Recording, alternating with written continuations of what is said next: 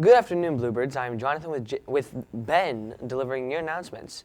Well, we did actually have a birthday yesterday. Well, I said, Birthday. I called it kind of, Sure, maybe. I did. I said, if you do have a birthday, then too bad. And someone did, so sorry about that. So happy birthday to Grayson Aber. And then today is Jordan McGraw's birthday. Happy birthday, guys. Congratulations to our grade level spelling bee winners. Each of these students has advanced to the annual Highlands Middle School Spelling Bee to be held at 6 o'clock on February 4th at the HMS Library. The winner of our school's bee will represent HMS at the regional bee in March.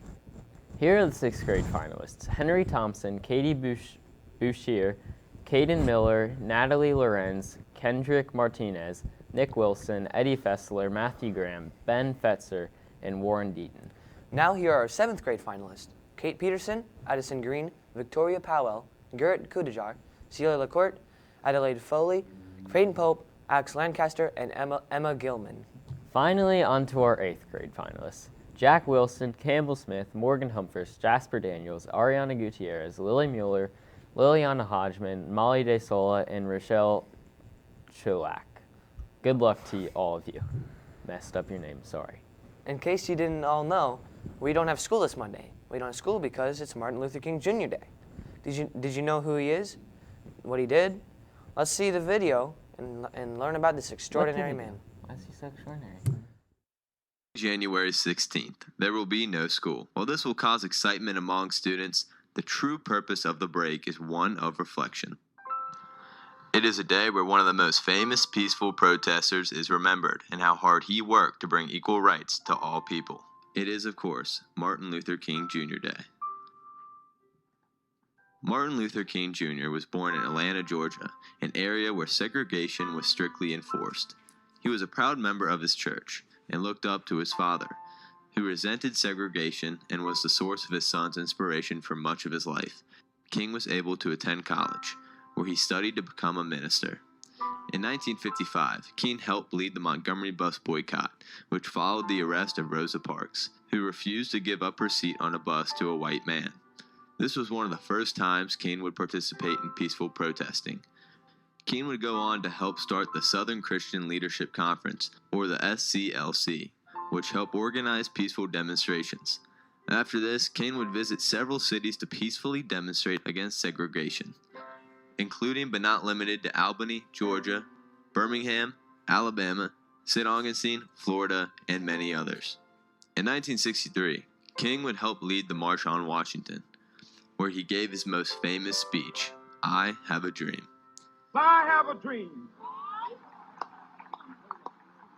that my 4 little children will one day live in a nation where they will not be judged by the color of their skin, but by the content of their character. I have a dream today. He would continue to demonstrate against segregation in cities like Selma and Chicago until he was assassinated in Memphis, Tennessee on April 4th, 1968 by James Earl Ray. King was beloved by many for his will and passion for what he stood for. No matter how bad the situation was, he was always nonviolent and would preach to people to always be nonviolent. Even though he was arrested and thrown in jail many, many times, he still never physically fought back. He changed the country and how society views minorities, all because he had a dream. I had a dream once. It was about a killer clown chasing me. When I got closer, it was Luke Lehman. For me, that wasn't a dream. That's nice. I hope you all were able to ignore the date that we were off school.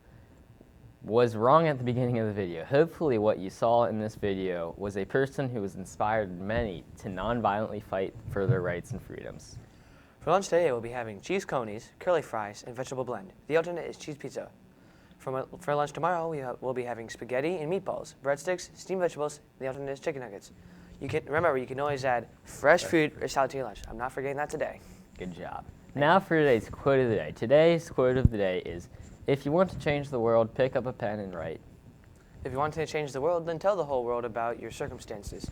Sometimes people do not know about the challenges of the world, and it is hard to have a voice. Write down your story and try to tell people and as many people as possible. And now I'm not the best at writing, so I don't think that would be a good idea. Have a great rest of the day, Bluebirds.